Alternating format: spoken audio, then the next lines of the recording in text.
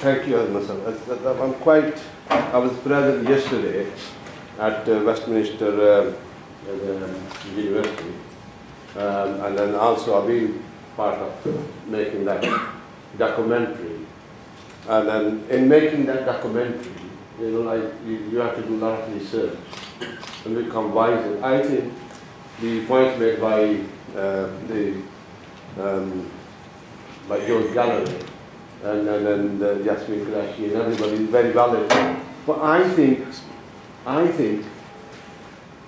the proper introduction hasn't been made about Maqbool Bhatt.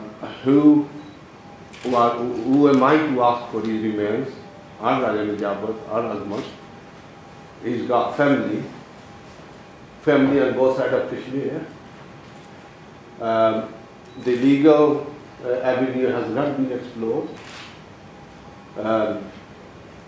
In this documentary, his mother, who lives under Indian occupation, she has started writing to Indian president.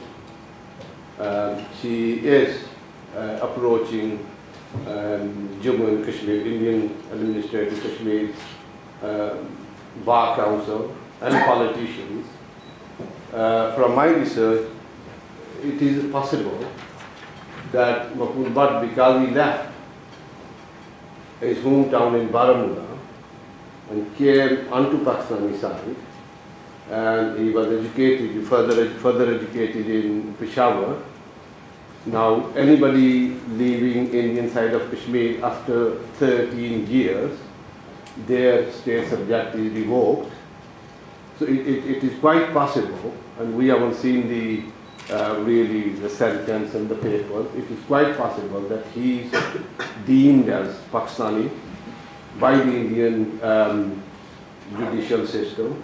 So in that case, his son is living in Azad Kashmir will have to take it up with AJK government, and AJK government has to take it up with Pakistani government, to take it up with Indian government. And if nothing comes of that, this is where you come in. So I don't know, it's like Ra Faris. Ra Faris was a cartoonist. He used to make a toll, and then he used to work up and make the man. And that's what we are doing. What are the MPs going to do?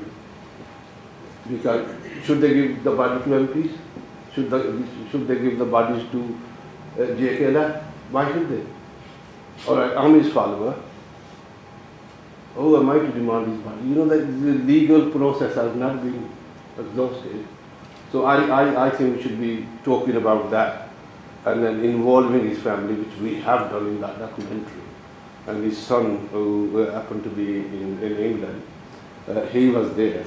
So I think that this is where the legal and the other support is needed before we go to embassy and before we go to Indian government. And we don't know whether they would or not. And the other thing is, the MPs, what they can do is, and then Marjan Lucas that did a lot of research, the lady from Holland, there are mass graves.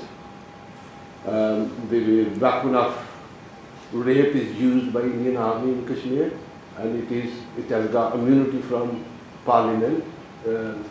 Also, I'm really happy that my friend Yasmin Qureshi has mentioned 1 million Kashmiris, but there's no Kashmiris in this country. It's the Pakistanis who's made them Pakistanis.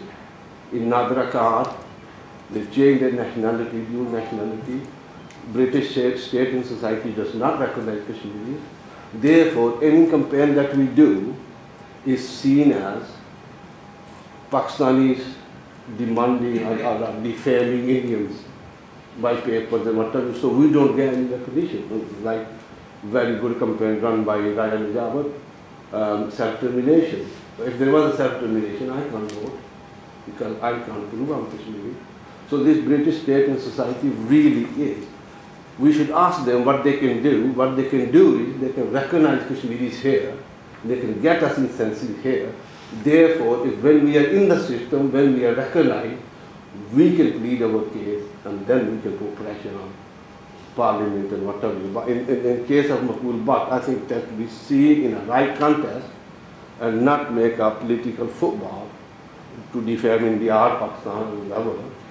So the right thing would be to support family financially morally and otherwise, and then seek Delhi's High Court's opinion as to do they see him as Pakistani, do they see him as Indian citizen or Kashmiri, and if he is from J&K, they should go through legal channel, and if they are dogmatic, then we can come back. I think that's what it is. Otherwise, we'll be wasting time. Thank you.